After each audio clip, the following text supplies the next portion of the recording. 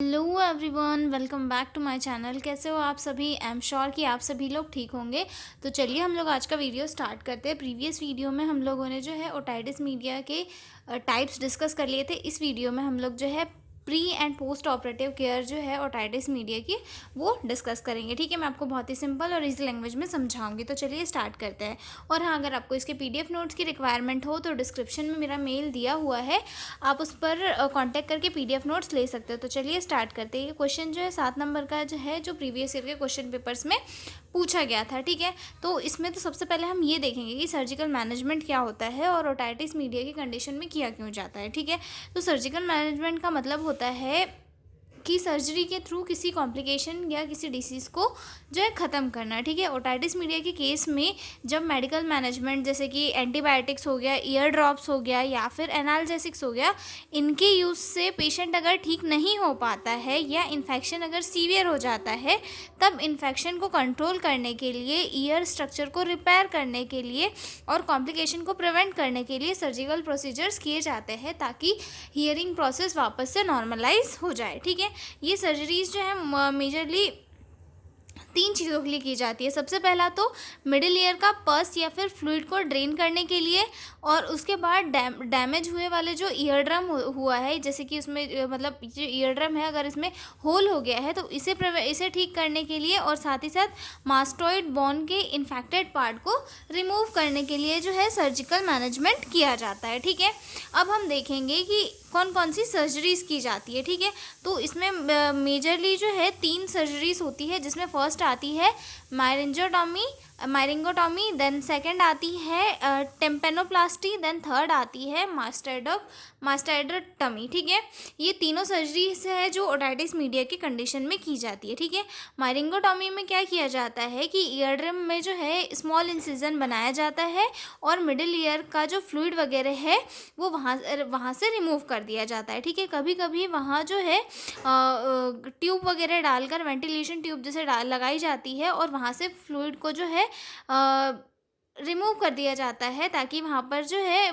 Fluid दोबारा collect ना हो सके। ठीक है, उसके बाद टेम्पोनोप्लास्टी में क्या होता है, टेम्पोनोप्लास्टी में जो है लॉन्ग टर्म इन्फेक्शन, अगर ईयर ड्रम मतलब लॉन्ग टर्म इन्फेक्शन के कारण अगर ईयर ड्रम फट जाता है तो जो है इस सर्जरी में ईयर ड्रम और मिडिल ईयर के स्ट्रक्चर को रिपेयर किया जाता है। ठीक है, टेम्पेनोप्लास्टी एक ऐसी सर्जरी होती है जिसमें ईयर ड्रम और मिडिल ईयर का जो स्ट्रक्चर है उसे रिपेयर किया जाता है। ओके, देन थर्ड आता है हमारा मास्टाइडोक्टमी।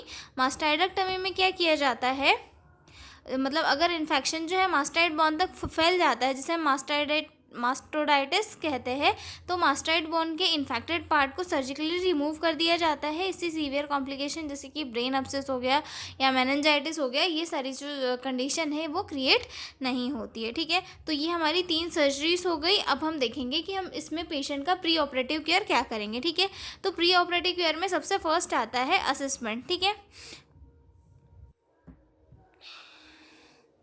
असेसमेंट में क्या क्या चेक करना है, check ear pain, discharge, fever and hearing loss. हमें जो है पेशेंट का ईयर पेन और डिस्चार्ज और फीवर और हियरिंग लॉस चेक करना है। ठीक है, इंस्पेक्ट ईयर फॉर रेडनेस और स्वेलिंग, और अगर पेशेंट की एक कान में रेडनेस या फिर स्वेलिंग तो नहीं है वो चेक करना है। ठीक है, और अगर पेशेंट को कोई एलर्जी वगैरह है तो उसे हमें प्रॉपरली नोट आउट करना है ताकि हम जो है पेशेंट को गलती से वो मेडिसिन दे ना दे। ठीक है, और उसके बाद जो सेकेंड पॉइंट आता है इन्फेक्शन को कंट्रोल करना। इन्फेक्शन को कंट्रोल करना सर्जरीज में बहुत इंपॉर्टेंट होता है, क्योंकि छोटे से इन्फेक्शन से कोई भी बड़ी चीज़ होती है, और ये सर्जरी क्या होती है, एक इन्वेसिव प्रोसीजर होती है जिसके लिए हमें इन्फेक्शन से प्रिवेंशन की बहुत ज़्यादा ज़रूरत होती है। ठीक है, infection control, keep year clean and dry, year को हमेशा क्लीन और ड्राई रखना है। ठीक है, clean discharge from outer ear with sterile swab, और हमेशा जो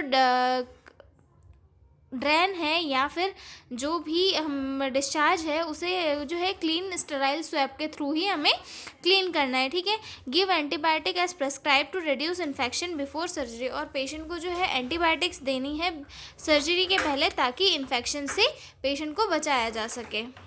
नेक्स्ट पॉइंट आता है हमारा पेन रिलीफ का, ठीक है। तो पेन रिलीफ करने के लिए हमें पेशेंट को एनाल्जेसिक देना है ताकि पेशेंट का पेन जो है वो कम हो सके, ठीक है। और साथ ही साथ कंफर्टेबल पोजीशन प्रोवाइड करनी है ताकि पेशेंट को कंफर्टेबल लगे और पेशेंट को पेन वगैरह ना हो, ठीक है। देन अगला पॉइंट आता है हमारा सर्जरी के लिए प्रिपरेशन करना है। प्री ऑपरेटिव फेज में हम सर्जरी के ही लिए ही ये सारी जो प्रोसीजर्स है वो कर रहे हैं, तो हमें क्या करना है इसमें कि सर्जरी के लिए प्रिपेयर करना है, ठीक है।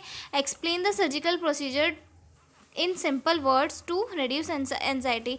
जो पेशेंट है और उसके जो अटेंडर्स है, हमें उन्हें जो है पूरा प्रोसीजर एक्सप्लेन करना है कि सर्जरी क्यों की जा रही है और इसके क्या क्या फ़ायदे होंगे, कैसे कैसे प्रोसीजर की जाएगी, क्या क्या आपको इंस्ट्रक्शन फॉलो करना है, कब से आपको खाना नहीं खाना है, एनपीओ पे कब से रहना है। ये सारी चीज़ें जो है हमें पेशेंट के रिलेटिव्स और पेशेंट को अच्छे से एक्सप्लेन करनी है, ठीक है। Maintain NPO 6 to 8 hour before surgery. और हर कोई जो सर्जरी वाला पेशेंट होता है वो 6 to 8 आवर पहले से ही NPO पे रहता है, ठीक है।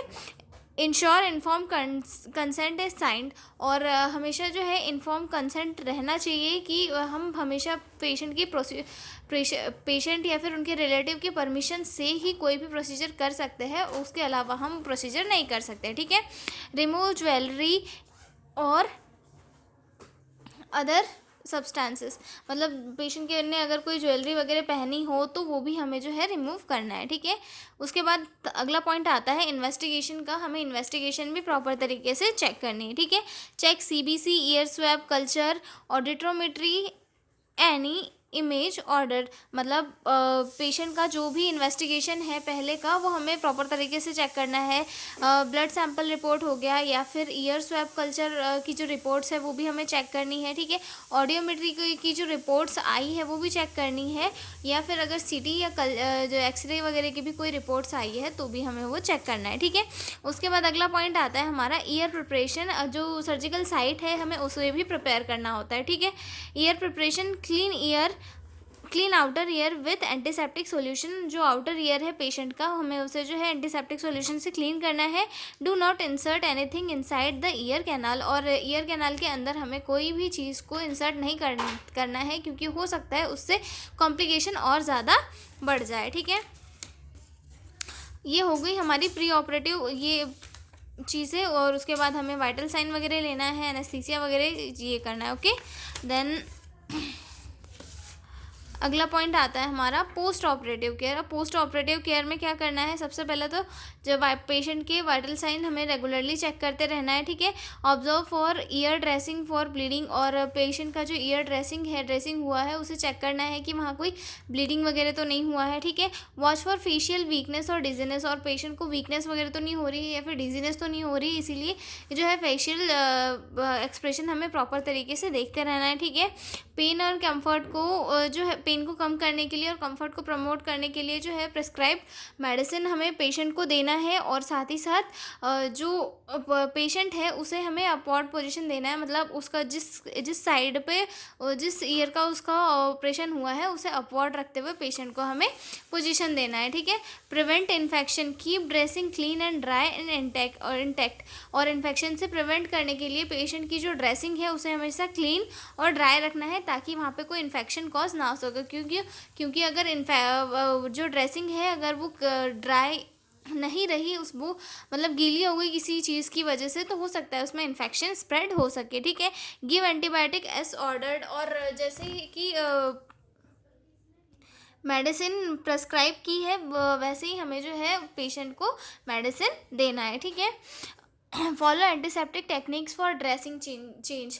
और एंटीसेप्टिक टेक्निक्स को यूज़ करना है ड्रेसिंग को चेंज करते हुए, मतलब ग्लव्स को वियर करना और प्रॉपर तरीके से सारे स्टेराइल ग्लव्स वगैरह का यूज़ करना, हमें सारी चीज़ें यूज़ करना है ताकि इन्फेक्शन से हम पेशेंट को बचा सके, ठीक है। अगला पॉइंट आता है हमारा अवॉइड प्रेशर ऑन ईयर। और ईयर पे कोई भी प्रेशर हमें अवॉइड करना है, ठीक है। Teach patient to avoid blowing nose hard मतलब पेशेंट को जो हमें एडवाइस करना है कि वो ज़ोर से जो है अपनी मतलब नाक से नाक साफ़ ना करे, और स्नीजिंग विथ माउथ क्लोज, और कभी भी बिना मुंह बंद करके जो है छींक लेने की कोशिश ना करें, क्योंकि जैसा कि हमें पता है हमारा जो अपर रेस्पिरेटरी एरिया होता है वो यूस्टेशियन ट्यूब के थ्रू हमारे ईयर से जुड़ा हुआ होता है, जो डायरेक्ट हमारे मिडिल ईयर में जाकर जॉइंट होता है। तो ये सारी एक्टिविटीज़ जो है पेशेंट के जो ईयर वाले एरिया है उसे डैमेज कर सकते हैं, इसीलिए हमें पेशेंट को ये चीज़ें एडवाइस करनी है, ठीक है। लिफ्टिंग हैवी ऑब्जेक्ट, और पेशेंट को हमें एडवाइस करना है कि आप कोई भी हैवी ऑब्जेक्ट ना उठाए, ठीक है। स्टैंडिंग ड्यूरिंग स्टूल, और ठीक है। अगला पॉइंट आता है हमारा care of year packing. Care of year packing यानी कि जो प्रॉपर तरीके से पैकिंग की हुई है उसे बिना के सर्जन के ऑर्डर के कभी भी रिमूव नहीं करना है, और अगर ईयर से कोई भी स्मेल आ रही है या फिर एक्सेसिव ड्रेन आ रहा है तो उसे भी जो है जल्दी से इन्फॉर्म करना है, ठीक है। अगला पॉइंट आता है हमारा सेफ्टी का। Assist in walking if patient feels dizzy और वर्टिगो, यानी कि पेशेंट को जो है चलने का हमें कहना है कि, या फिर हमें असिस्ट करना है कि पेशेंट को जो है चक्कर वक्कर ना आ जाए, ठीक है।